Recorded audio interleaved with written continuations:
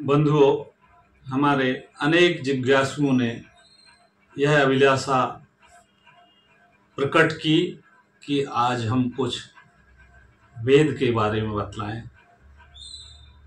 वेद किसे कहते हैं, वेद क्या हैं, इस पर आज हम कुछ संक्षिप्त सी चर्चा करना चाहेंगे। वस्तुतः वेद संसार में सबसे प्राचीन ग्रंथ माना जाता है और वेद में ही संसार का सबसे प्राचीन ज्ञान और विज्ञान है। ऋषियों का सामाजिक चिंतन, आध्यात्मिक चिंतन, वैज्ञानिक चिंतन, हर तरह का जो चिंतन है वह वेद में सन्निहित है, वेद में भरा हुआ है। वस्तुतः वेद शब्द का अर्थ ही होता है ज्ञान। वेद शब्द का अर्थ क्या होता है? वेद शब्द का अर्थ होता है ज्ञान। इसीलिए वेद ज्ञान से परिपूर्ण है, क्योंकि सृष्टि का जो पहला ज्ञान का संचार हुआ वह वेदों में भरा हुआ है। वेद हमारे सनातन है, प्राचीनतम है, संसार की प्रथम पुस्तक, प्रथम ग्रंथ माना जाता है। यह विश्व के प्रायः सभी विद्वान एक मत से स्वीकार करते हैं। अब वेद पहले एक था, वेद आज 4 भागों में विभक्त पाया जाता है। वेद को व्यास जी ने अपने ज्ञान कौशल के द्वारा 4 भागों में विभक्त कर दिया, उसे संपादित कर दिया, 4 भागों में विभक्त कर दिया, इसलिए वेद 4 कहलाए। पहला ऋग्वेद, दूसरा यजुर्वेद, तीसरा सामवेद और चौथा अथर्ववेद। वस्तुतः व्यास जी का नाम वेदव्यास इसीलिए पड़ा कि उन्होंने वेद का, व्यास माने विस्तार कर दिया था, एक वेद के 4 भाग बना दिए थे, इसलिए वो वेदव्यास कहलाए। अब ऋग्वेद में क्या है, ऋग्वेद में कौन सी सामग्री है, इसके बारे में भी सूत्रात्मक ढंग से बतलाएंगे।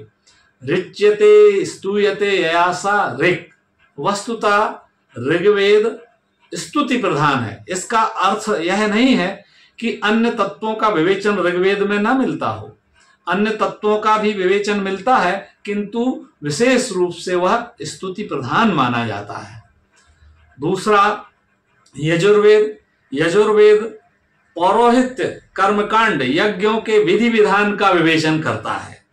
उसमें भी अन्य तत्वों का विवेचन है, अन्य तत्वों पर भी उसमें यथार्थ चिंतन किया गया है, किंतु प्रधान रूप से वह यज्ञ, पौरोहित्य, कर्मकांड के विधि विधान को विवेचित करता है यजुर्वेद। तीसरा है सामवेद। वस्तुतः सामवेद संगीत का जनक है, संगीत का मूल स्रोत सामवेद है। सामवेद संगीत प्रधान है, इसलिए सामवेद के मंत्रों में गायन को विशेष रूप से विवेचित किया गया है। सामवेद के मंत्रों का गायन एक विशिष्ट शैली में होता है, इसीलिए उसे संगीत का जनक माना गया है। संगीत के अंतर्गत एक बात ध्यान देने की है कि 3 बातें विशेष रूप से मानी गई हैं, बतलाई गई हैं। नृत्यम वाद्यम च गीतम च त्रयम संगीत मुच्यते। नृत्य, वाद्य और गीत, गायन, ये 3 चीज मिलकर के, तीनों तत्व मिलकर के संगीत कहलाते हैं। तो सामवेद संगीत का जनक है, संगीत का मूल स्रोत है। चौथा वेद है अथर्ववेद। अथर्ववेद में कुछ लोगों का मत है कि टोने टोटके हैं, किंतु मेरा यह सुचिंतित मत है कि अथर्ववेद चिकित्सा विज्ञान का मूल स्रोत है। अष्टांग आयुर्वेद, अष्टांग जो हमारा प्राचीन चिकित्सा विज्ञान है, उसका मूल स्रोत, उसका जनक, उसका उद्भव अथर्ववेद से हुआ है। अथर्ववेद में चिकित्सा विज्ञान के विभिन्न सूत्रों पर विवेचन किया गया है। एक बात और महत्वपूर्ण है यहां पर, वेद में जो सामग्री है, वेद में जो सामग्री है उसे सामान्यतया लोग वेद मंत्रों को श्लोक बोल देते हैं, श्लोक कह देते हैं, जबकि वो श्लोक नहीं, वेद में जो कुछ लिखा है वो मंत्र कहलाता है। वेद में जो पद्य रचना है वो कहलाती है मंत्र, और गद्य भाग भी उसका मंत्र ही कहा जाता है।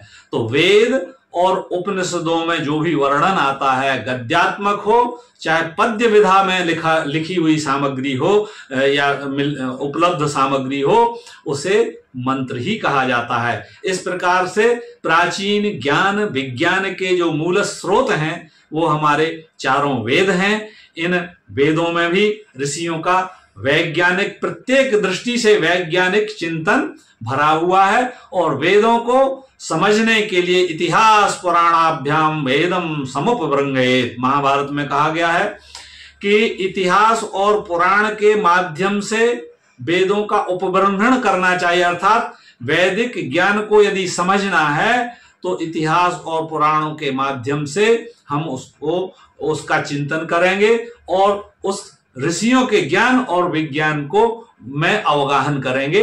यही मूल भाव है।